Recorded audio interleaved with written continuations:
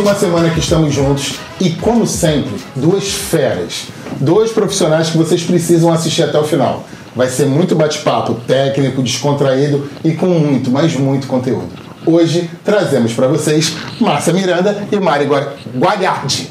É isso, Gualhardi, que eu preciso saber o porquê desse nome. Gente, obrigado por essa presença. Eu sei que as agendas elas se atravessam, se atropelam.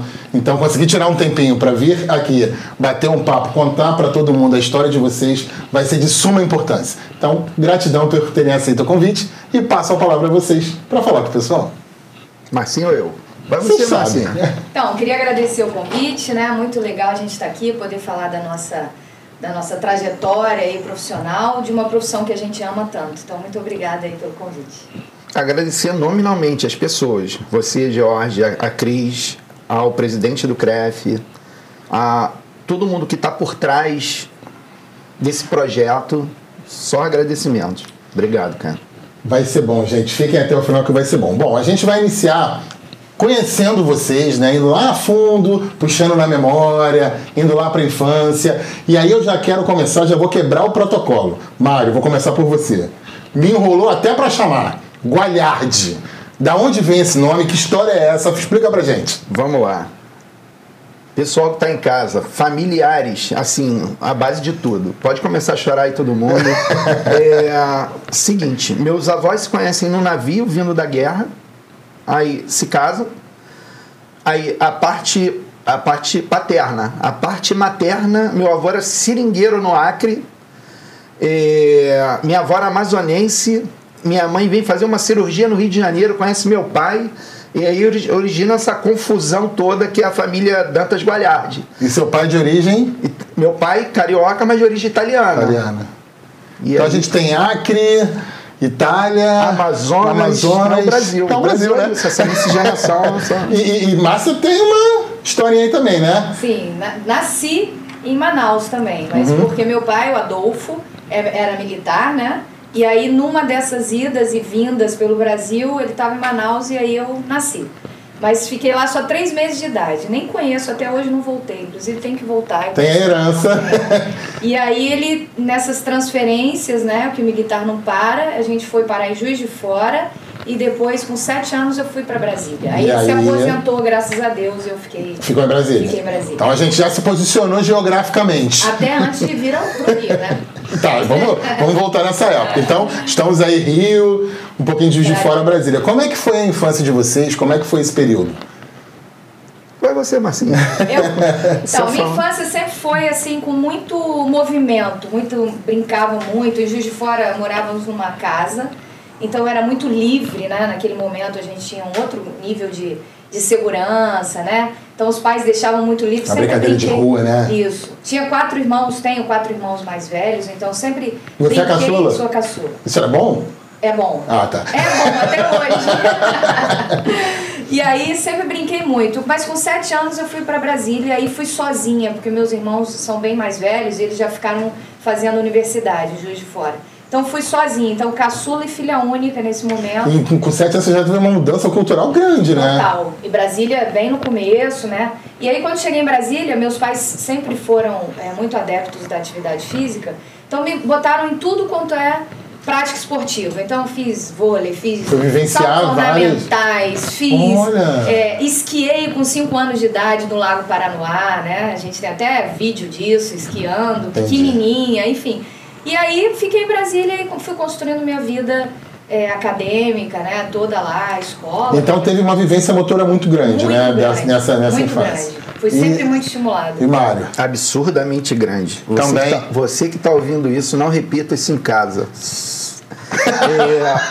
A gente tinha ladeira próximo, era uma região ali na Andaraí, Tijuca, em frente ao 6º Batalhão, perto do batalhão da PE. Era muito rico pra gente poder brincar. É o que a Marcinha falou, a questão da segurança. Hoje em dia, a gente apostava corrida no quarteirão. Aí todo mundo correndo descalço. Imagina hoje em dia, se você pega um bando de moleques sem camisa, correndo. A gente tinha ladeira, a gente descia de rolimã, andava de skate na rua. De rolimã, é verdade, isso tem. Bicicleta, era vôlei. O trânsito era pequeno naquela região. Era uma rua muito larga. E a gente conseguia jogar vôlei, basquete, futebol, subir em árvore. subia e rezava para descer. O alemã a gente construía. Construía, é verdade. Era uma outra infância. Roda de ferro. E adolescência.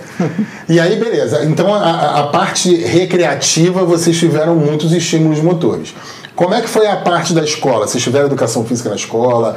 Teve algum contato, algum professor que teve alguma influência nessa construção aí profissional? Como é que foi a parte... Sim, o meu colégio sempre teve uma educação física muito boa. Eu estudei num colégio que era pequeno, em Brasília, que era só até o Fundamental 2, mas era sempre limitado ao quadrado mágico, né? Então, mas vôlei, basquete, futebol, a gente... Mas aí, por exemplo, era só prática, isso que eu ia te perguntar, era só prática ou tinha o fundamento? Prática. Só prática. Tá. Fundamento prático, né? Não era só o jogo jogar, não tinha fundamento, mas só dentro desses só os quatro quarteto mágico, né? Modalidades, né?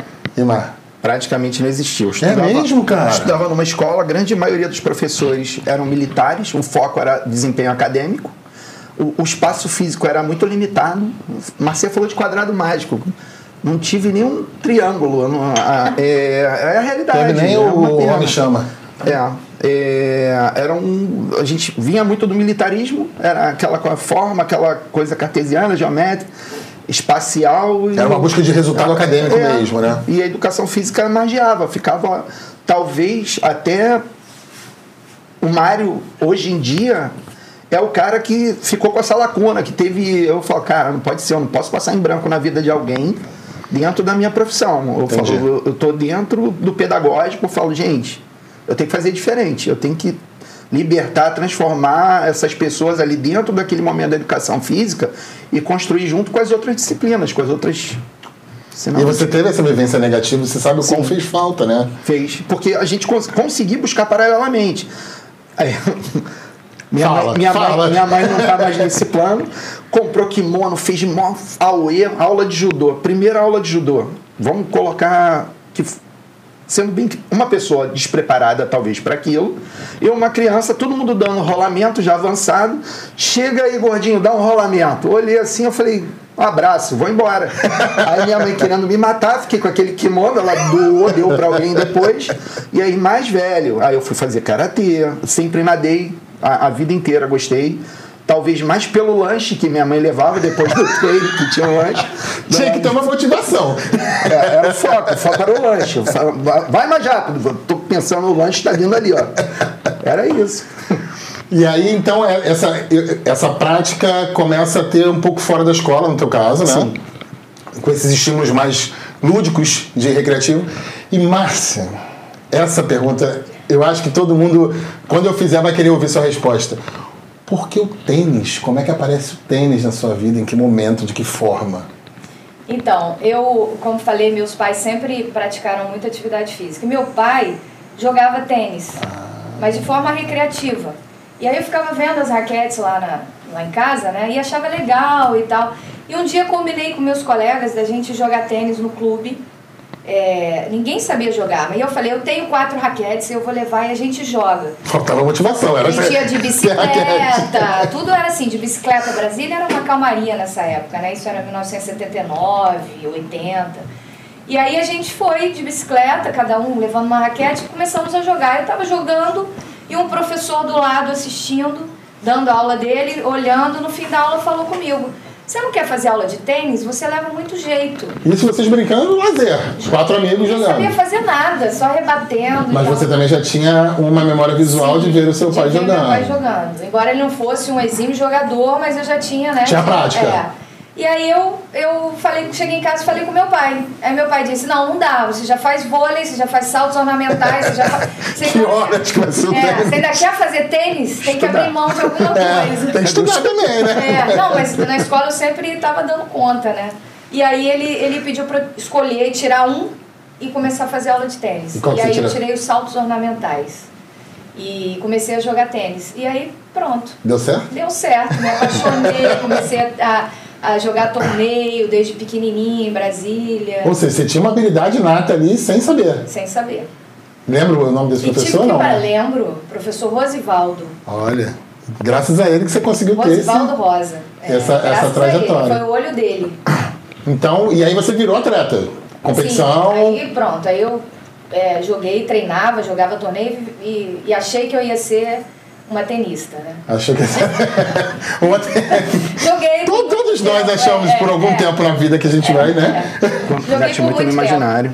E aí, como é que se inicia esse período na vida de vocês pós-escola, né? Talvez esse caminho aí de competição tenha motivado um pouquinho, mas aí eu vou ver se o Mário tem alguma história interessante.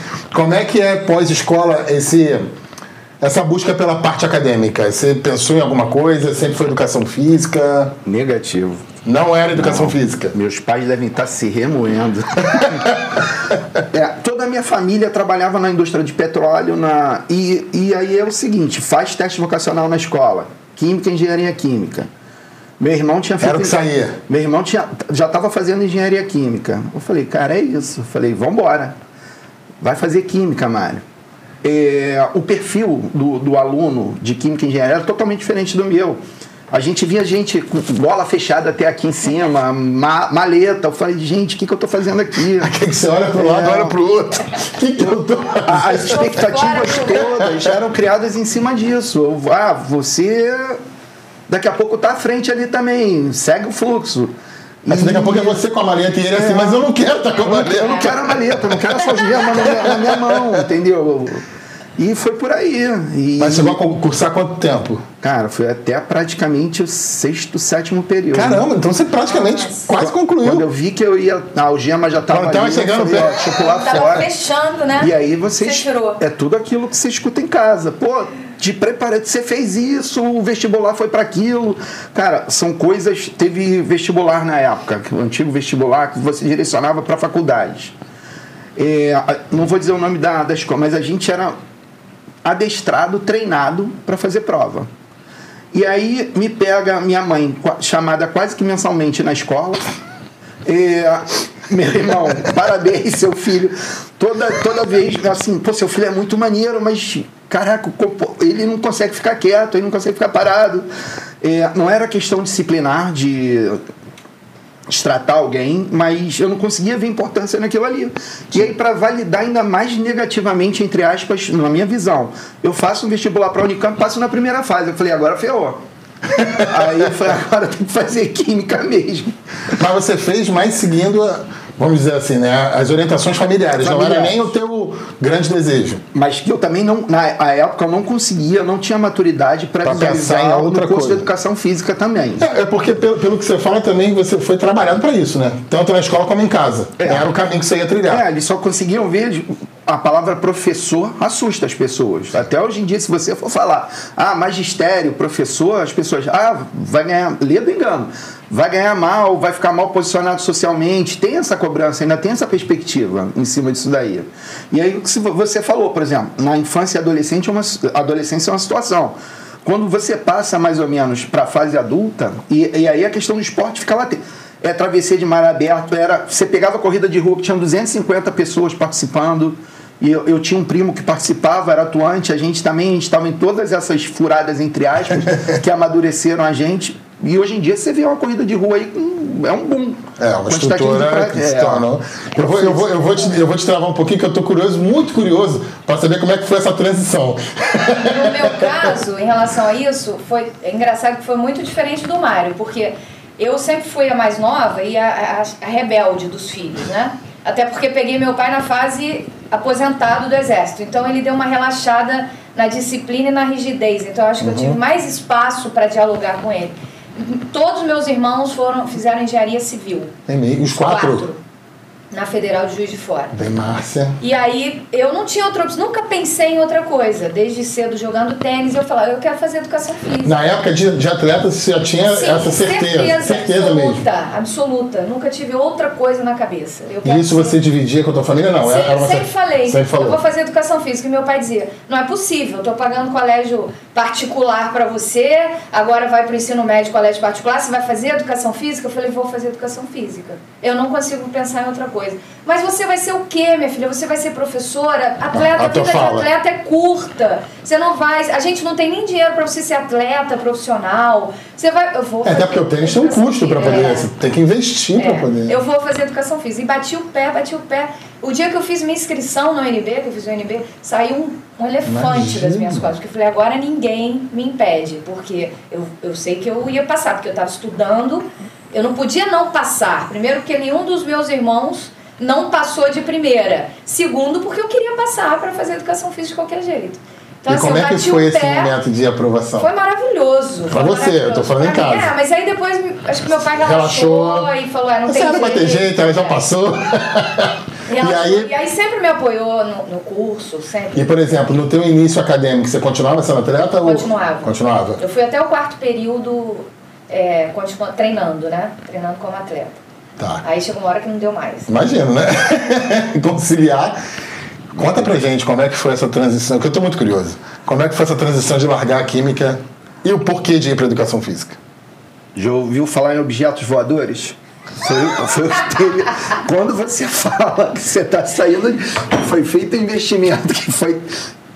Mas você escuta e você vê tudo.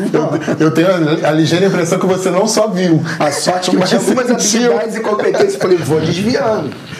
E aí aquela fala, você vai ficar na beira da piscina. E eu falei, gente, dá licença. Por exemplo, uma pergunta. Durante a faculdade de Química, você continuava praticando esporte? Continuei. Eu saía, tá. eu fiz Química na UERJ. Eu saía, tinha o Vila Isabel, muito próximo, tinha piscina. Eu já tinha nadado lá. Eu já ia, só trocava de roupa e ia para casa a pé mesmo, relativamente próximo. Você continuava praticando? Continuei. E corrida de rua, qualquer hora é hora, ou era de manhã bem cedo. Você continua um atleta, né? Não um profissional, mas continuava sendo atleta durante... Sim. E aí você decidiu largar a química e ir para educação física? Sim. Foi? Aí, graças a Deus fui de uma forma mais madura, sabendo o que realmente eu queria. E outra, que eu estava com a corda no pescoço, entre aspas. Eu sabia que eu tinha pouco tempo para me formar, capacitar e procurar me especializar o máximo possível para poder entrar no mercado com qualidade.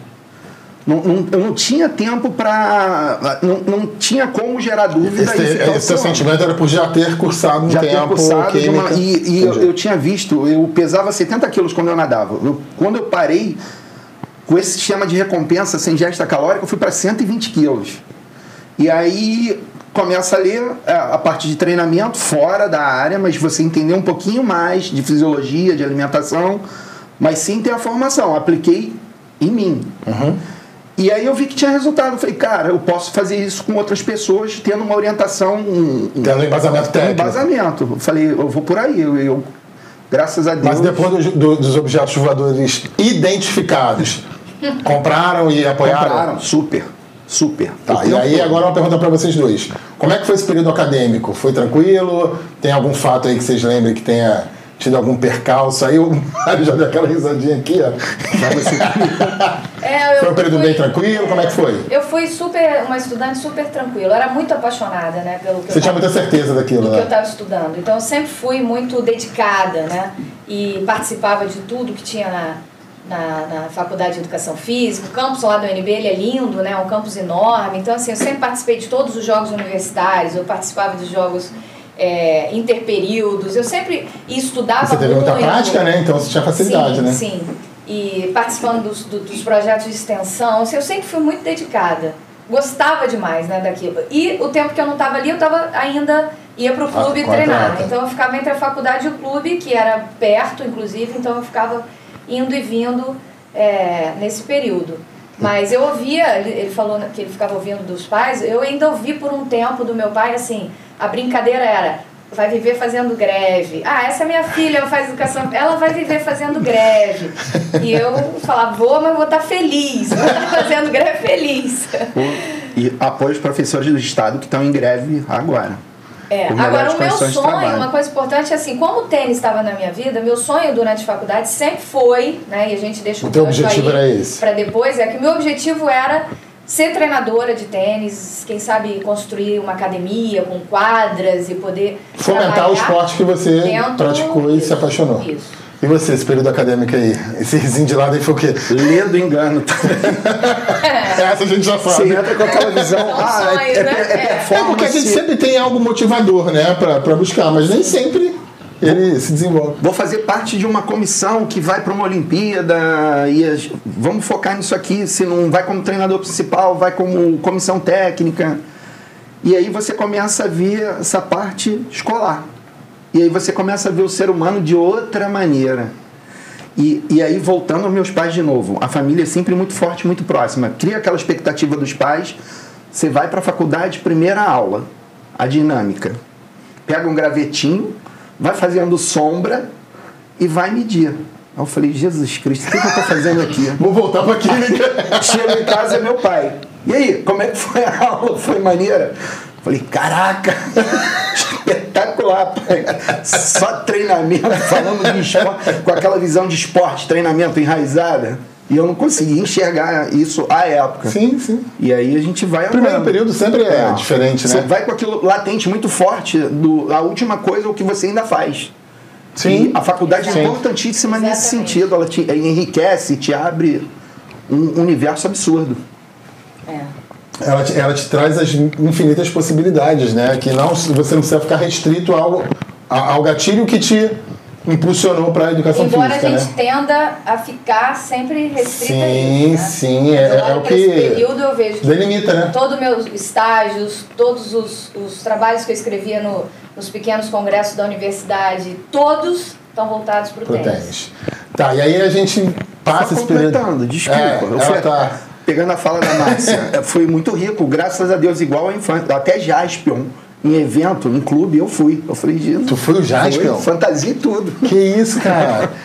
Gigante Dai Leon. Daqui a pouco eu falo que foi de Jiraya. Meus amigos de fora rindo pra caramba, eu lá. Eu falei, mas não, vambora, tô aqui aprendendo. Sim. Se a gente começar a lembrar de recreação, né? Porque tem muita história. Recreação de shopping, quem nunca, né? Quem nunca foi recreador de shopping? Mas foi dentro de um clube, evento esportivo. E aí, passa esse período acadêmico, como é que foi esse primeiro momento de vocês no mercado de trabalho? Como é que foi essa primeira inserção de vocês? Então, aí eu estava fazendo faculdade, né? E fui convidada para participar de um projeto no tênis dentro do SESC. Ainda como, né, com o professor me orientando e etc. E aí tinha um processo seletivo para entrar, né, nesse projeto. Foi um projeto muito grande que o SESC Nacional estava lançando em Brasília. E aí, nesse processo seletivo, eles chegaram para mim e falaram assim, você vai ter que dar aula para 10 crianças durante 50 minutos de tênis. Aí eu enlouqueci, porque eu treinava... Alto rendimento? Eu mais um e o treinador. Quando alguém me dava aula, eu ouvia as aulas de tênis, era o treinador mais um. Aula não é um esporte coletivo, né? Aí 5 de cada lado. Pronto, quando eles falaram isso, eu falei, não, mas como assim 10? Não, porque o projeto vai ser para turmas de 10 crianças, a partir de 5 anos até 14. Aí eu falei... E olha a faixa etária, né? Não, mas turmas separadas. Tá. E aí eu fiquei doida, porque eu falei, eu não sei fazer isso, eu não sei dar essa aula, como é que eu vou fazer? E aí foi quando tem um marco, assim, que eu considero um marco na minha vida, porque tinha um professor de recreação no UNB, que chama nem sei se está vivo ainda, Marcelo Costa, e aí bati na porta dele lá, da sala, e sentei e falei, Marcelo, professor, eu preciso de ajuda, eu vou ter que dar uma aula para 10 crianças de tênis. Eu não sei como começar. Aí ele começou a conversar comigo sobre possibilidades pedagógicas do tênis. Desde eu fazer uma raquete com um cabide de roupa, puxar o cabide, fazer o cabo, enfiar um saco plástico e trabalhar a noção de contato para a criança colocar a bola dentro, só a noção de tempo, de espaço. Ele começou a falar um monte de coisa, eu comecei a anotar. Nossa, você tem 1 ano de aula aqui. Fiquei umas 2 horas com ele ali, e ele falando, e eu anotando. Não tinha nessa época como gravar, né? E quando acabou, ele disse, agora você prepara a sua aula para 10 pessoas, 10 crianças. Você tem tudo aí para fazer isso. E aí, quando eu peguei aquilo tudo, fui para casa e aí eu preparei uma aula que de tênis pouco tinha, porque a gente estava falando de possibilidades pedagógicas, então tinha noções, né, das capacidades que o tênis trabalha, daquilo que precisa no tênis, mas com a raquete, obviamente, porque era... Então, enxergar o tênis como um pano de fundo naquele momento. Era só uma ferramenta, né? Exatamente, e foi isso. E aí a minha vida muda. Nesse momento, eu devo a esse professor. Porque aí você para de olhar um pouco para o alto rendimento. Exatamente. E aí eu passei no concurso e comecei como estagiária, acompanhada e tal, e fui. Como é que é legal ter pessoas que contribuem com essa... Talvez tivesse Não falando dele, mas de um outro momento. Ou ignorado ou vai buscar. Não, ou se talvez, fosse um professor mais tecnicista nesse momento, ele ia dizer, olha, não sei, tênis não cabe isso dentro do ensino e aprendizagem. Acho que são as pessoas certas no momento certo que a gente precisa, né? E te deu a direção. Foi incrível, né? porque no dia da prova, assim, tinha uns 8 professores fazendo também, né? Os professores não conseguiam, fiquei assistindo, né? Não conseguiam muito bem essa dinâmica com 10, porque eram crianças de verdade, né? Não era só você mostrar a aula. Sim. Era aplicar. Não era um simulado, né? Era aula. E eles não conseguiam muito. Então, assim, era um batendo, 9 esperando. Aí vinha o outro. Então, assim, não estava integrando. Não era uma aula com os 10. Quando eu dei a aula, o rapaz que era o coordenador, que era até aqui do Rio de Janeiro, o Meno, ficou louco, né? Ficou encantado. Ele falou, nossa, é isso que a gente quer. Onde é que você faz isso sempre? Eu falei, não, a primeira vez.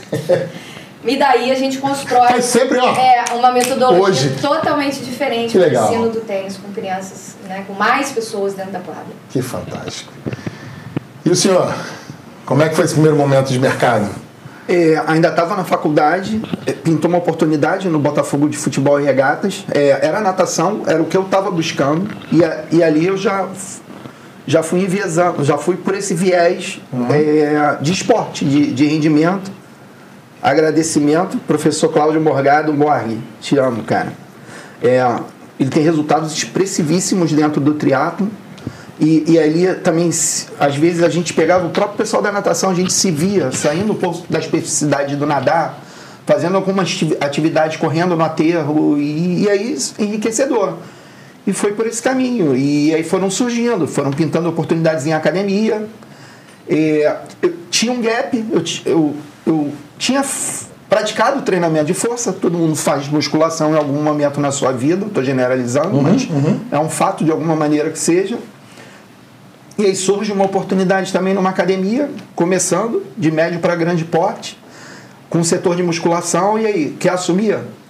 E aí vão pintando oportunidades, é o que você falou, parece que aí o Deusinho começa a manipular para as coisas... Vai jogando, né? Vai jogando, né? Abre uma especialização na Universidade Rural. À época, todos os alunos tinham que ir à Universidade Rural, como esse curso era para especializar uma galera fortíssima em treinamento de força, que ficava principalmente ali na Barra e na Zona Sul. Os professores se encontravam, era final de semana, numa academia, na Barra da Tijuca, e aí você vai vendo a importância do treinamento de força, quanto que você consegue aplicar junto ao treinamento, o quanto que... Que tem tudo a ver com a tua vida de atleta e tua busca, né, por esse... talvez não de alto rendimento, mas de preparação física, né? Porque a primeira busca, no primeiro momento de especializar, assim que você sai, eu falo, cara, eu tenho que fazer logo uma pós, eu tenho que fazer uma especialização. E aí, de novo, como é que as forças conspiram a favor? Eu tinha que entregar um livro na biblioteca, na faculdade, fora do período, já estava de férias, e eu vi ali, pós-graduação, era na UFRJ, era do lado praticamente da biblioteca, a secretaria, era no trajeto. Aí eu falei, cara, vou me inscrever. E aí você vai ver o edital, tinha que ter publicação, vai pontuando para você poder falar, cara, não tenho publicação, não fui orientado para isso não fui preparado para isso dentro da faculdade. Eu busquei muita prática e que a teoria embasasse a minha prática. Eu falei, depois eu vou buscar. Eu falei, agora é a hora. Eu falei, só que agora estão me pedindo uma coisa que eu falo para todos os meus alunos. Paralelamente a isso, vai a congresso, publica. Senão vocês não andam. É um diferencial. Mesma coisa foi para o mestrado na época. Só tinha o da COP na UFRJ, a UERJ e a UFRJ não tinham. A gente vem daquela questão de universidade pública. Eu falei, cara, ferrou. Aonde, com quem eu vou fazer, de que forma? E aí eu vi professores que me deram aula tentando concurso para o mestrado no mesmo lugar que eu estava tentando. Eu falei, tá bom, o cara me deu aula, o cara tem publicação, eu falei, como é que eu vou entrar nessa brincadeira aí? E aí quando fui ver o resultado, eu falei, deixa eu olhar de baixo para cima, que aí eu vou vendo. Aí eu falei, deixa eu me achar aqui. Aí pula. Aí eu comecei a tremer, eu falei, cara, eu já tô no limite assim do aceitável para onde vai. E pula. E eu queria gritar, eu querendo chorar, eu querendo ligar pro meu pai. Quando eu vi, eu tinha passado em primeiro, dentro da minha linha de pesquisa. Eu falei, cara, Eu falei, de novo, papai do céu falando, tua praia é essa aqui. E aí, não era química mesmo. Não, a maleta ficou lá atrás. Quero te fazer uma pergunta, Márcia, em cima do que ele falou, que eu acho que é muito interessante da gente até levar para quem está assistindo a gente, dessa importância pela busca. Né? Seja da pós, seja de você que... Eu achei fantástica a sua fala de quando cai um problema no seu colo, você foi em busca de conhecimento técnico. Pode não ter sido uma pós, mas você foi alguém que pudesse te orientar tecnicamente, da forma que ele achou que seria plausível, e foi bacana. Como é que você interpreta essa questão de busca por capacitação, por especialização? Você acha que ainda falta, que está importante? Como é que você vê isso? Eu acho importantíssimo, assim. A gente não pode nunca pensar que a gente está... Ninguém sabe tudo, né? A gente sempre tem que ir atrás do conhecimento. E, assim, na época da faculdade, eu vejo sempre...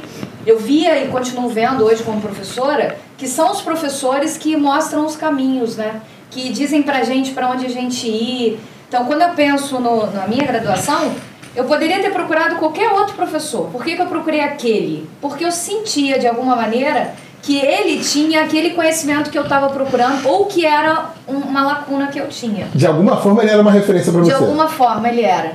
E aí, depois quando a gente se forma e busca cursos de pós, eu acho que a gente está sempre atrás daquilo que no fundo, é uma coisa que a gente quer trabalhar, mas que a gente sente que tem lacuna dentro do nosso conhecimento, né? Por mais que, tá na moda fazer o curso disso, mas você sempre busca aquilo que você acredita que vai te acrescentar. E é importantíssimo isso. Eu sempre também falo para os meus alunos, né, da graduação isso.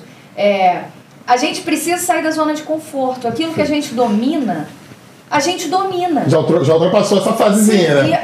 Eu falo assim, de um lugar que eu vivi, porque durante a graduação eu fiquei na minha zona de conforto o tempo todo.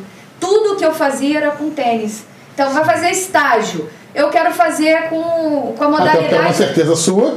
Só que o tempo que eu perdi ali de poder adquirir outros conhecimentos, que mais tarde me fizeram falta. E aí eu tive que correr atrás de novo desses conhecimentos. Então, assim, sair da zona de conforto, buscar novos conhecimentos, e então eu acho importantíssimo. Tanto que logo que eu me formo, eu faço uma pós de esporte educacional.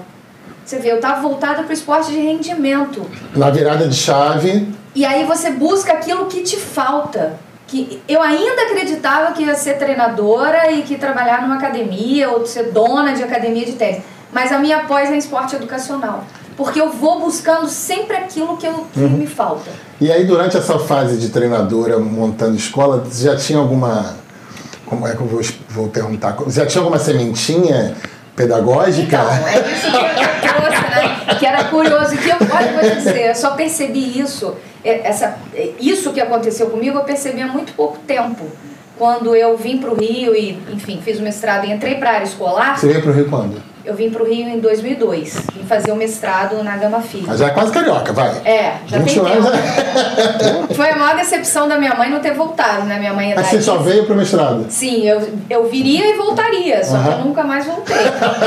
E sua família ainda está lá? Todo mundo. É mesmo? Sim. Caramba. E aí não tem como voltar, né? Quem conhece o Rio... Quem gosta de esporte, quando eu vi futevôlei na praia...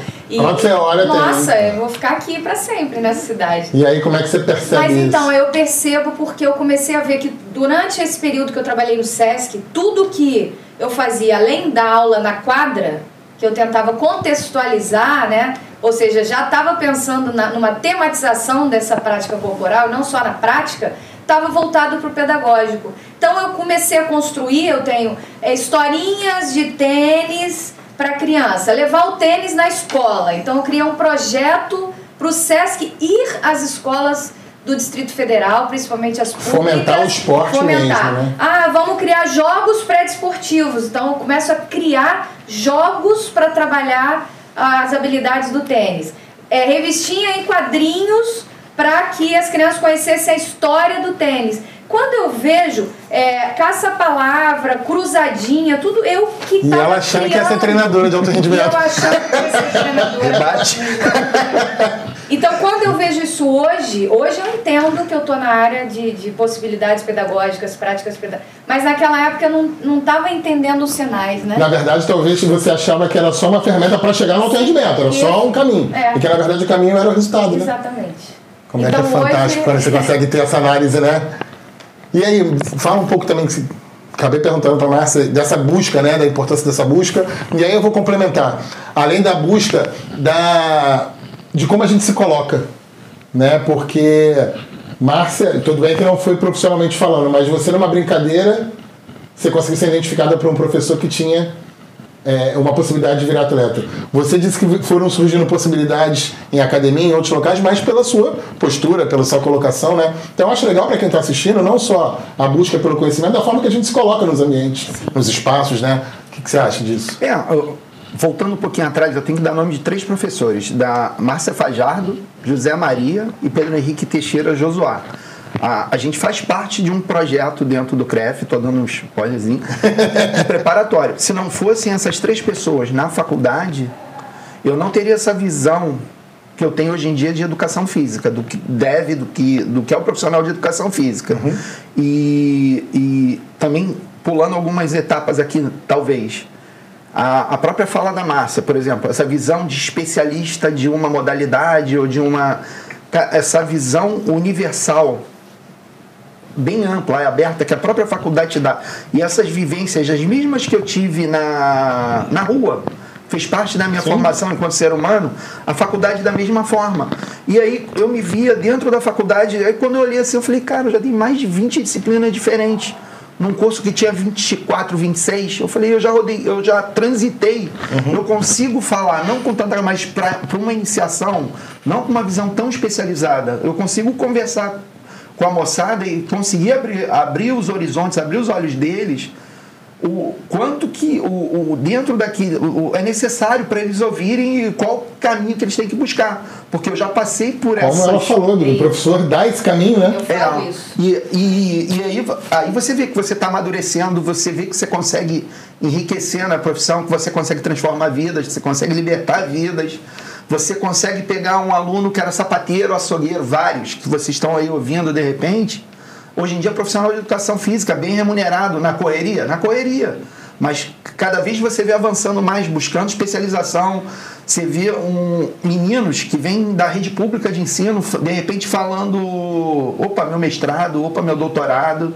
E aquilo é uma realidade muito próxima, é só temporal, é tempo, é investimento, são degrauzinhos que você vai ter que subir.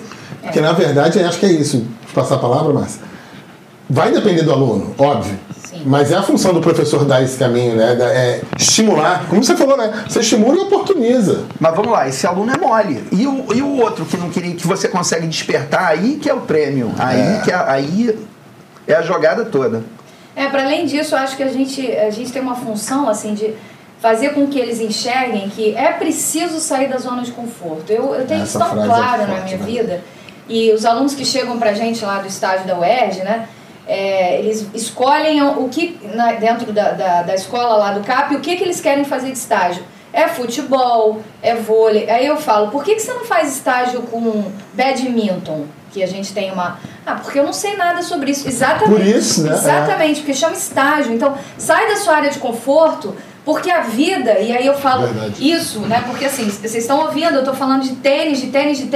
Hoje não tem nada a ver com tênis. Nada a ver, eu não tenho. Assim, foi uma história, mas que... Vocês passam a sua construção... Para que eu pudesse enxergar outras coisas. Então eu digo isso para eles, você é do futsal? Você... Que bom, continue sendo, mas abra as suas visões, porque a vida é inesperada. Então, assim, quando eu venho para o Rio fazer mestrado, a minha dissertação é sobre a prática do tênis na escola, ou seja, na verdade eu verifico a metodologia do SESC na escola. Quando eu trouxe o projeto para o meu orientador, que foi o Helder Rezende, ele fica assim, sabe... Mas como? Tênis? Ele era jogador de tênis também, jogar tênis na escola, mas que coisa estranha. Será que isso vai dar certo? Que não é comum, né? E aí, você foge do comum. E aí, quando eu defendo, eu penso, bom, agora eu vou ser uma grande pesquisadora sobre isso. Vou escrever um livro sobre isso, vou trabalhar com isso. E aí eu me vejo em outro momento de novo, entrando para a universidade, né, para dar aula, fiz concurso, e começo a trabalhar com disciplinas que não tem Porque não tem tênis na escola, na universidade. Então eu vou trabalhar como? E aí aprendizagem motora, desenvolvimento motor, e aí vem outras diversas possibilidades. E essa época da faculdade ainda é a época que dá pra testar, né? Sim, dá pra vivenciar, dá pra... É ali que você erra, né? Ali que você erra, que você acerta, que você reformula, reconstrói. É ali quando você tá... Tendo um professor te orientando, uma tutoria. Ó, aula gratuita pra vocês. Sempre tem um professor, né? Porque quando a gente percebe o aluno que é interessado e que a gente vê que aqui ele pode... Né? A gente sempre se doa, né? Porque eu acho que isso está na nossa veia, assim. E eu acho que essa faz parte da construção, né? Você era só natação e você era só tênis. Sim. Pode estar até presente na vida hoje, de alguma forma, mas não é 100%. E aí, falando de natação, que era super presente, como é que o atletismo entra na tua vida, Mário? De paraquedas. Eu faço... Ele tem questões voadoras. Tem questões voadoras. Estou eu com natação. Tem um processo seletivo dentro da Prefeitura do Rio de Janeiro para escolas vocacionadas, para esporte. E tem vagas. E eu faço parte do processo seletivo. Vou participar de uma reunião, falam do que seria a escola vocacionada, do que é o projeto, do que é o programa. E eu fico louco. Eu chego em casa, mal chego em casa, a primeira coisa que eu faço é mandar meu currículo. O cara falou, não está aberto o processo ainda não. Isso foi só para... Mas deixa aí, cara. Deixa aí. Põe na fila. Quando abrir, você encaixa. E aí eu me vejo depois concorrendo dentro da rede por uma escola. Não é a realidade das escolas do país, não é a realidade de todas as escolas do município. Com um campo de futebol, com sala de treinamento de força, hoje em dia com uma pista de atletismo, com quadra poliesportiva coberta, que o esporte faz parte do eixo, faz parte da matriz curricular, não é no contraturno, existe a disciplina treinamento. Que bacana. Voltar, e aí, dentro do processo, estou empatado com outra professora, Érica Salles, e a fala foi o seguinte, olha só, não tem vaga para natação, mas você, professor José Edmilson, Daniel Matos também, obrigado pela escolha, pela oportunidade, e aí é a mudança de pensamento do Mário e aí tudo se transforma. Eu vou parar dentro do atletismo, e no processo seletivo tinha uma avaliação de todas as formas, você fazia a prova escrita, você tinha dinâmica de grupo, e a última fase era uma entrevista. E eu chego e a pergunta era, já resolveram o meu problema? Eu olhei assim, eu falei, cara, se resolveram o problema, eu faço parte do problema. E aí, de repente, sim. Eu falei, cara, eu pego o atletismo sim. Eu tinha uma experiência de corrida de rua, que é totalmente... Eu tinha uma visão muito superficial do que era atletismo pela faculdade, não de todas as provas. E eu ligo para o professor... Você tinha um primeiro contato, né? Eu ligo para o professor Paulo Servo, que para mim ainda é um dos profissionais de destaque dentro do atletismo do Brasil, com resultados expressivíssimos de descoberta e de resultado. Se a gente for pegar o último mundial, o Brasil foi campeão mundial de revezamento em atletismo. Dos 5 atletas da modalidade na prova, 3 passaram por ele. E o próprio treinador, que estava à época, trabalhou com ele também. Eu falo, cara, e eu mando uma mensagem e ligo, ele me atende de pronto e fala, cara, tô de braço aberto que te passo tudo que você precisar. Eu falei, pô, tô amparado agora, dá-lhe de correr atrás. E abre uma oportunidade, o Comitê Olímpico Brasileiro abre a primeira turma da Academia Brasileira de Treinadores. 12 treinadores para iniciação e 12 treinadores para aperfeiçoamento. Eu falo, cara, como é que eu vou entrar nesse processo seletivo se eu não sou realmente da modalidade? E aí cai naquela de novo, para todo mundo. Prova de fisiologia, redação, aí a escola de repente serviu para alguma coisa lá atrás. Eu me coloco muito bem, entro nesse processo. Um curso de quase 2 anos e meio, de 750 horas de carga. Caramba! Com estágio internacional e traz treinador de não sei. Aí eu falei, cara, agora eu consigo flutuar um pouquinho. Me senti à vontade, fui super bem recepcionado por todos os treinadores de atletismo do Rio de Janeiro, pela presidência, professor Carlos Alberto Lanceta, sempre muito próximo. E aí as coisas começaram a andar, agora eu estou começando a me sentir dentro do atletismo. E aí a gente vai. Eu acho engraçado que O Mário fala assim, vou fazer mestrado, não vou passar. Primeiro. Vou fazer curso de não vou passar. Não, mas não é questão de autoestima, é que não era pra ser, mas foi. Analisando, entre aspas, os adversários sim. quais são as oportunidades. Uma autoanálise, né? Vamos dizer ser assim, realista. Né? Eu vou jogar vendo qualquer brecha eu entro. Márcia, dá uma provocada. Puxa na memória aí alguma que você possa falar pra gente, que esteja muito presente na sua cabeça, de alguma passagem muito marcante na tua trajetória que você possa falar pra gente. Algo que você lembre, que possa ter... Eu acho que você já falou alguns, né? Inclusive a sua virada de chave, eu acho que você com certeza é fundamental na sua vida. Mas você lembra de mais alguma coisa que tenha sido muito legal, muito bacana que você tenha vivido? Puxa aí. Olha, assim, acho que a mais importante de todas foi essa passagem que eu contei com o professor lá da UNB, né? Mas assim, mais recentemente, eu acho que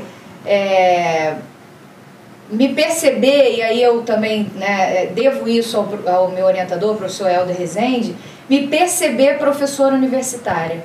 Isso assim, quando hoje os alunos me falam, professora, você tem uma didática, eu devo tudo a ele, porque quando ele foi meu professor, eu via ele fazendo isso, até me emociona, né?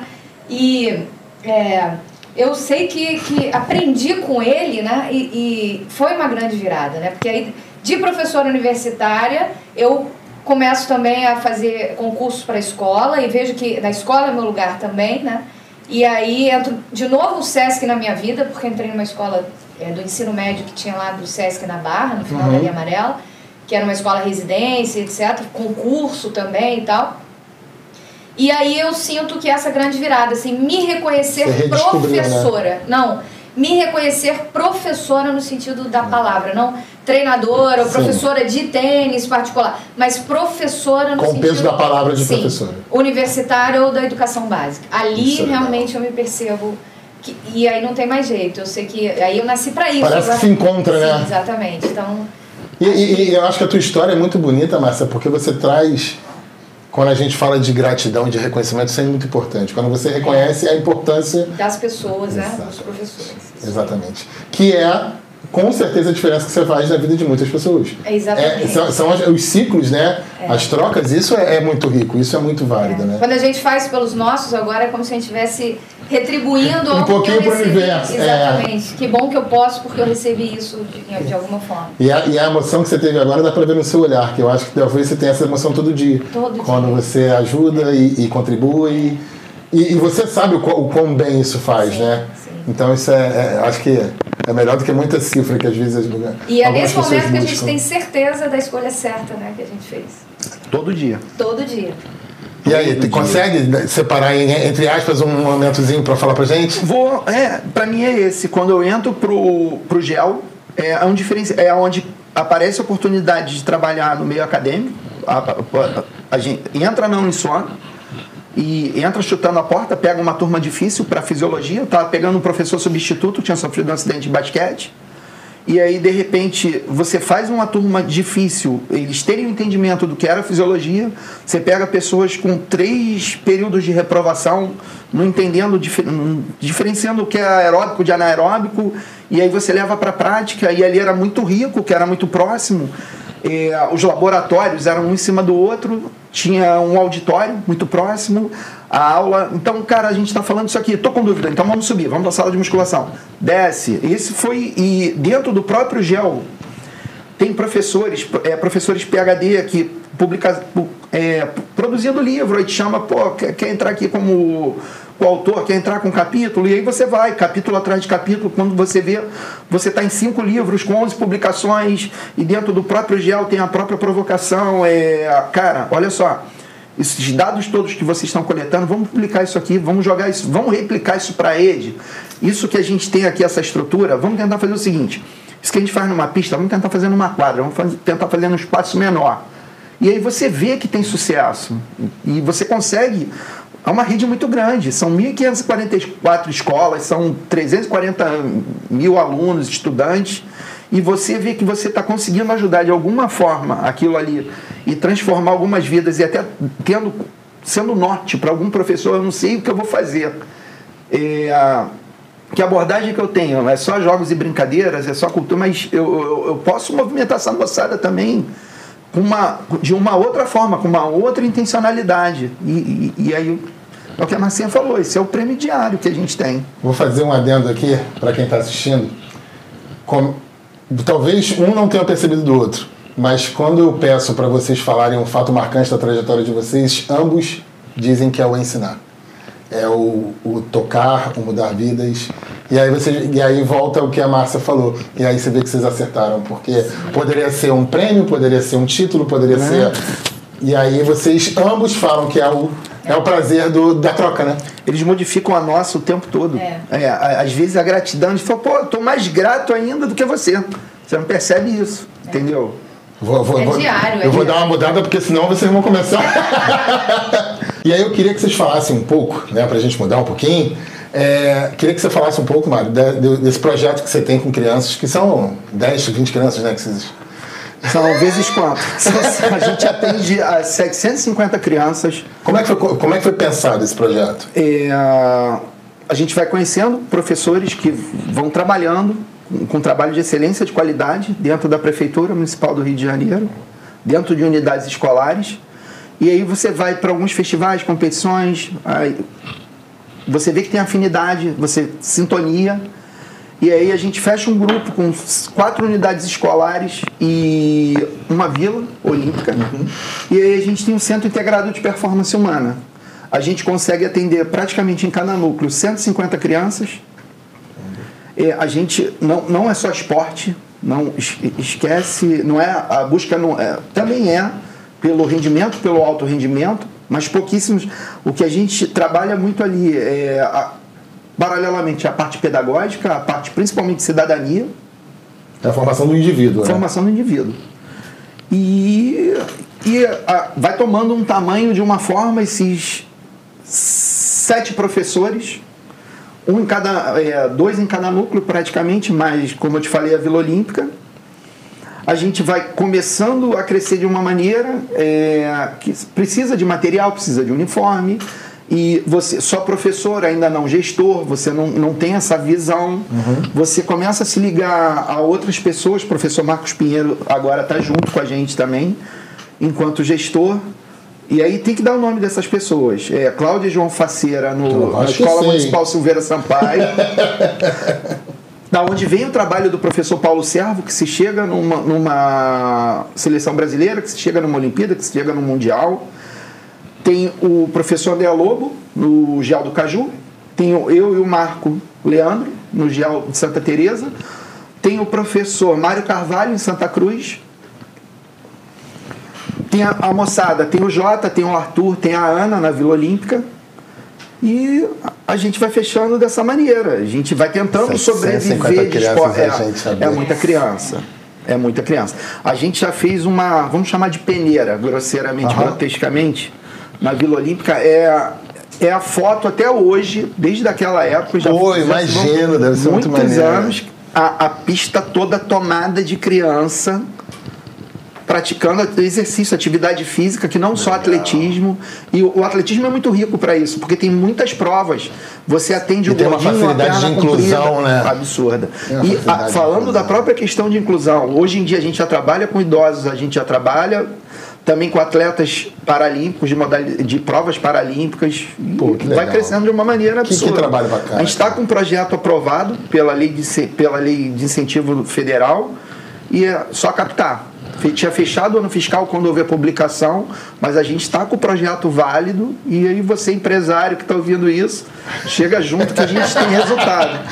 Aproveitando. Tanto acadêmico quanto esportivo. E aí, Márcio, ele falou aqui uma palavrinha que toda a fala do Mário vem para sua vida. Eu queria que você falasse para a gente como é que é isso, né? Porque hoje você trabalha com crianças e você também trabalha com jovens, adultos e idosos. Você está pegando ponto a ponto.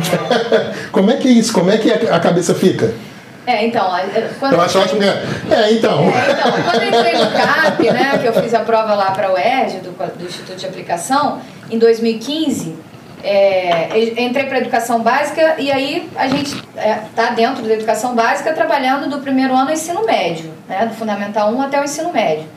E aí, há uns 2 anos atrás, uma professora começou a desenvolver o trabalho um programa, porque ainda não está uma modalidade, né? A gente vai ainda transformar em modalidade, mas o programa com jovens e adultos, e idosos. E eu fiquei assim, não, acho que eu não vou entrar nisso, né? Ela sempre acha que não vai. Aí comecei a conhecer o programa e comecei a ver os objetivos desse trabalho, né? Do que a gente chama ProEJAI, né? Porque tem os idosos, dessa reparação social que de uma maneira a gente tem que, né? Devolver, ainda mais a gente que veio de instituição pública, né? Acho que é mais ainda uma responsabilidade que a gente tem social. Esse acesso precisa ser criado, né? Dessas pessoas que foram, né, cerceadas da educação nesse momento da vida quanto infância e adolescência. E isso foi me cativando, né? Mais uma vez, essa coisa de ensinar e tal. E aí eu falei, então eu vou entrar no programa. Então, assim, a gente está trabalhando com eles, a expectativa, a gente começou o projeto, está com 200 alunos inscritos em todos os anos da educação básica, até o pré-vestibular, né? Caramba. E aí a gente está recebendo os alunos e estamos trabalhando com a educação, no meu caso, com a educação física, entendendo que a gente precisa ter um trabalho totalmente diferenciado do que a gente faz na educação básica, porque são pessoas que trazem já uma experiência, né, de tem uma bagagem de vida, uma verdade. bagagem cultural, enfim. Verdade. Né, da vida, e a gente precisa adaptar, né? E aí eu digo, a gente tem bolsistas da UERJ, né, trabalhando com a gente, e eu digo para eles nas capacitações, a gente precisa pensar fora da caixinha, não é pensar a educação física que a gente pensa na educação básica, é uma outra educação física, a gente precisa entender as demandas, né, dessas pessoas. Eu acredito que vai ser um choque de realidade, mas vai ser compensatório de uma forma que você vai viajar, né, por histórias. Sim. E os próprios alunos bolsistas, eles falam, né, professora, é muito diferente do que a gente vem sendo treinado, ou que a gente está estudando. A gente não tem essa ideia de educação dentro da... E os bolsistas vão ter uma vivência também. Então, assim, é maravilhoso, assim, é uma sensação de estar retribuindo, né? E dando oportunidade àquelas pessoas que nem culpa tiveram de ter sido cerceadas desse momento na educação. E estou muito feliz, e assim, queria agradecer também a professora Andréa Fernandes, que é a idealizadora do programa, e a equipe é maravilhosa, acho que todos os professores das disciplinas com esse pensamento, né, de reparação, é muito interessante. Realmente, eu acho que vai ser uma experiência única. Muito legal. Né? Porque como a educação física contribui na vida desse, e aí a gente está trabalhando com a educação física totalmente voltada para a ideia da saúde. Né, que a gente entende que é dessa maneira que a maior contribuição para esses indivíduos nesse momento da vida deles. Né? Então, entendendo a educação física... porque o ensino de jovens adultos já existe. Mas quando você inclui o idoso, você traz uma experiência de vida que vai ser... Eu acho que a gente vai ter que gravar outro programa. Para depois poder... E olha, todos juntos, tá? É uma inclusão. As turmas são misturadas. Então, as experiências dos jovens... integrado com as experiências dos idosos. E aí, se a gente pensar, por exemplo, em tecnologia, como eles lidam com isso, é uma coisa incrível, é muito rico. Ele vai se retroalimentar. É muito rico, muito rico. Fantástico. Bom, aproveitando que ambos, né, têm essa inserção no mercado acadêmico, como é que vocês percebem hoje a educação física nesse ambiente? Como é que vocês percebem essa formação, esses novos profissionais que estão chegando? Como é que está a visão de vocês no meio acadêmico atualmente, né, da educação física? Especificamente na licenciatura, por exemplo? Fica aqui seu critério. Então, eu acho que eu gostaria de falar sobre a licenciatura. Claro. Né? Que a gente tem visto aí uma queda, né, da licenciatura na busca, né? Na busca das universidades e tal. E eu sempre defendo, porque eu acho que... Uma coisa que eu sempre digo aos meus alunos, só tem emprego para os bacharéis se a educação física escolar for bem trabalhada, porque ali você motiva e você incentiva o aluno a gostar da atividade física. Ninguém vai te procurar para ter uma aula de judô, uma aula de yoga, uma aula de tênis, se na escola ele não tiver tido um incentivo a essa prática. Que fala importante Falou tudo. E eu acredito nisso de verdade, não é uma fala assim política, fala muito é uma importante, fala de na verdade. E a gente vê, né, por exemplo, quantos alunos eu tenho lá no CAP da UERJ que vem me perguntar, professora, aonde que eu faço aula de badminton? Porque eu fiz aqui e achei maneiro e queria continuar. E é nessa hora que você está alimentando o pessoal que está do lado de fora, né, os bacharéis que estão lá nos projetos, né, que estão trabalhando nos clubes, nas academias, etc. Então eu digo sempre isso aos meus alunos, a licenciatura é fenomenal, eu sou completamente apaixonada e eu acho que a gente devia cada vez mais motivar os alunos a fazerem licenciatura. Talvez fazer os dois, né? Que eu acho que hoje em dia seria o ideal. Faça as duas formações, porque a gente não sabe para onde a vida vai levar. Mas não deixe de fazer licenciatura. E não é só porque ela tem a oportunidade de concursos públicos. Isso também é muito importante, né? A gente tem um emprego público e de qualidade e que você sabe que a sua segurança, de alguma forma, né? Segurança econômica ali, mas também pelo fato de você estar sempre retroalimentando o mercado dos bacharéis. Que fala importante. Sim, tudo começa na escola, tudo. A escola é a base de tudo. E aí, só reforçando a fala da Márcia, o bacharel só vai realmente existir se você plantar uma sementinha, fizer um trabalho de qualidade lá na base. Porque o que vai acontecer com esse menino, essa criança, essa moçada que vem crescendo na escola, que vai vivenciando, vai vivendo à margem de todo esse processo que ele deveria realmente vivenciar, experimentar na escola.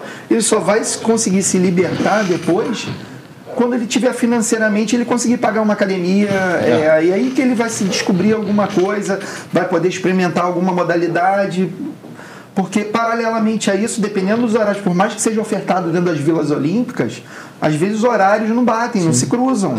E tem aquele espaço legitimado dentro da escola para ser trabalhado aquilo. Verdade. E para além disso, assim, também é importante a gente acreditar nessa educação física escolar, no sentido que você falou, de diversificar essas práticas, a gente sair do quarteto fantástico, né? E acreditar que é possível trabalhar outras práticas, porque quanto mais conhecimento e experiência a gente leva, mais a gente abre possibilidades fora da escola na vida daquele indivíduo. São práticas em saúde, né? Então, assim... a construção do cidadão. Não é justificável a gente ouvir professor, mas eu não tenho como trabalhar o tênis na escola, ou o badminton na escola, ou... Por que não é justificável? Se vai falar isso, não fala com nós. Não fala. Eu não admito. Não é injustificável. Não, eu não admito, é injustificável. Tem diversos professores, inclusive formados, que pensam assim, né? De uma formação talvez um pouco mais antiga. Mas esses novos profissionais, a gente não pode deixar que eles pensem assim. Porque a gente tem, por exemplo, no CAP, outro dia eu estava trabalhando com tênis, por acaso, né? Tênis na escola. Uma aluna gostou tanto e disse, professora, eu queria fazer aula de tênis. Eu falei, você mora onde? No Morro do Alemão. Eu falei, lá tem um projeto. E tem, que foi um aluno nosso da Uniswan ela está fazendo aula lá no projeto. Olha que bacana. Então, assim, se ela não conhecesse na escola, ela jamais teria. Exatamente. Então, não tem como a gente não trabalhar nessa A sua fala, linha da além de muito importante, Márcia, ela é muito pertinente. E aí, aproveitando essa questão da licenciatura, né, da importância da licenciatura, ambos fazem parte de um projeto do CREF1, que é o preparatório para concursos. E eu queria que vocês falassem um pouco desse projeto, que vocês fazem parte, de como é que funciona e como é que vocês percebem essa oportunidade. Eu estou sempre falando na sua frente. Educação. Vamos lá. Surge o preparatório para concurso. A gente, desde praticamente a formação do CREF, ela coincide quase com o final da minha graduação. A gente caminha muito próximo. E eu via sempre muito CREF próximo à questão do bacharel, a licenciatura, muito cuidado com as palavras, caminhando à margem paralelamente, mas não com uma ênfase tão forte como eu vejo agora nesse momento, e ainda mais com preparatório. A gente vê uma busca enorme de pessoas pelo preparatório, a gente vê um trabalho de excelência, de qualidade nas aulas, a participação de todos os alunos que se inscrevem, o próprio feedback, o que se passa ali, e uma preocupação muito forte do Conselho em relação a essa questão do bacharelado, da prova para o magistério. De oportunizar o acesso, né? Não criticando anteriormente, de repente talvez é sempre aquele viés, o bacharelado, a primeira inserção é mais fácil, mas muito forte esse viés da escola, de da oportunizar o profissional a ter esse acesso, né? De conhecimento, de possibilidades e principalmente da licenciatura, de ser mais um viés de concurso. Né? E aí a gente vê que é isso, é um projeto que o CREF cria, e eu acredito que os grandes projetos, ou os projetos, eles são sempre criados porque tem alguém que tem amor àquilo que está fazendo. Então, nesse momento que o professor Rogério Mello cria esse curso preparatório, óbvio, ele é um professor que acredita na escola, que veio do chão da escola, sabe quanto é importante, né, essa formação, e aí o CREF dando essa oportunidade. Durante muitos anos eu trabalhei em cursos preparatórios de concursos, sendo os alunos tendo que pagar por esses cursos, né? Eles tinham que pagar inscrições. Sim. E não eram cursos baratos. E hoje a gente vê profissionais que têm acesso a esses cursos, com profissionais de qualidade, que o nosso grupo, né, tem muita qualidade, e sendo oferecido pelo CREF, né? Então, assim, não tem mais que, se você é profissional, você não tem mais que pagar para um curso preparatório. Você já está inserido no CREF e o CREF te oferece já esse curso, então acho que é excelente. Márcia, vou voltar à sua fala lá no início do nosso bate-papo. O professor precisa dar o caminho. Vocês estão dando o caminho. Isso. Vocês estão dando acesso ao conhecimento. Aí o professor tem que ir em busca, né? Mas existe um canal agora de acesso ao conhecimento. Isso que eu acho que é bacana, né? Exato. Que é importante. Olha, a gente está começando a querer ir para o final, mas ainda tem... Bom, agora a gente vai respirar, né? Se restabelecer, ficar bem. E eu vou convidar vocês a participar de um momento que a gente tem aqui no nosso Centro de Memórias, que eu quero que vocês mentalizem aquelas crianças, aquela menina lá de Juiz de Fora, de Brasília, aquele menino lá da Tijuca, do Andaraí, com tudo que vocês contaram hoje, com toda a trajetória que vocês viveram, com tudo que vocês buscaram, o que vocês falariam para essas crianças hoje? Eu falaria que bom que você fez a escolha certa. Tá valendo, gordinho. Eu acho que esse é um quadro que a gente chama de espelho, porque é muito difícil a gente parar o dia a dia e voltar a pensar no que a gente sonhou lá atrás, no que a gente queria. Eu acho que esse é o objetivo do Centro de Memórias, que a gente pare um pouquinho na correria do dia a dia e relembre os sonhos de infância, relembre o que vocês queriam buscar, o que vocês queriam alcançar e refletir como é que valeu a pena tudo que vocês fizeram. E aí eu queria aproveitar para passar a palavra a vocês, para poder falar, deixar uma mensagem final a quem está assistindo, né, o que vocês quiserem, e já antecipando agradecer por terem aceito esse convite, terem aceito dividir parte da história de vocês, que eu tenho certeza que tem muita coisa que não deu para falar aqui, mas agradecer esse momento e deixar a palavra com vocês. Então, eu queria agradecer, né? Agradecer, foi maravilhoso, super divertido, e o que você falou agora, quando a gente para olhar nossa história, né? A gente é inundado de emoções, de saber do caminho que a gente percorreu, né? E é muito gratificante a gente saber onde a gente chegou. E eu queria, assim, eu gosto muito da frase, né, do Paulo Freire, que ele fala que é preciso esperançar, não no sentido de esperar, mas no sentido de ter esperança. Ou seja, a gente construir, a gente correr atrás dos nossos sonhos, né? Então, eu acho que é isso que a gente tem que fazer o tempo todo. Construir, correr atrás e saber que é possível chegar lá. Esperançar o tempo todo. Agradecer o convite, estar aqui próximo da Márcia. A gente já trabalhou junto, a gente trabalha junto, ao George, a todo mundo. E aí é o seguinte, vou pegar esse copinho aqui, ó. Ela tá aqui do meu lado, ela falou de ampulheta de Gala o tempo todo. E aí é o seguinte, papai e mamãe estão aqui. Eu cheguei aqui de uma forma hoje. Eu tô saindo, ó, com um pouquinho do George, tô saindo com um pouquinho da Márcia. A gente sempre tá aberto a novos pensamentos. Não se fechem, a vida tá aí o tempo todo mostrando pra gente o seguinte. Eu estava na natação, eu não queria escola, eu jamais tinha pensado em atletismo, que sai um gestor dentro da SME e daqui a pouco você está lidando com todo mundo e a vida é essa confusão. Escolha qual copo você quer ser e o que você quer colocar dentro desse copo. As oportunidades estão aqui. A gente tem que abraçar, a gente tem que aproveitar. Só isso. Bom, eu acho que, mais uma vez, a educação física ela se reflete no olhar de vocês, né? Dá para ver no olhar a paixão, dá para ver no olhar o carinho que vocês têm com a profissão. E eu vou repetir para que a gente possa finalizar o quão foi importante ao pedir a vocês para falarem de um fato marcante da vida de vocês relatarem que é o ensinar. Então hoje a gente trouxe para vocês 2 professores raízes, professores que têm o prazer de ensinar. Obrigado não só por terem vindo, mas obrigado ao benefício que vocês oferecem à sociedade. Vocês realmente fazem a diferença na vida das pessoas. E com vocês, A gente se vê semana que vem. Até lá.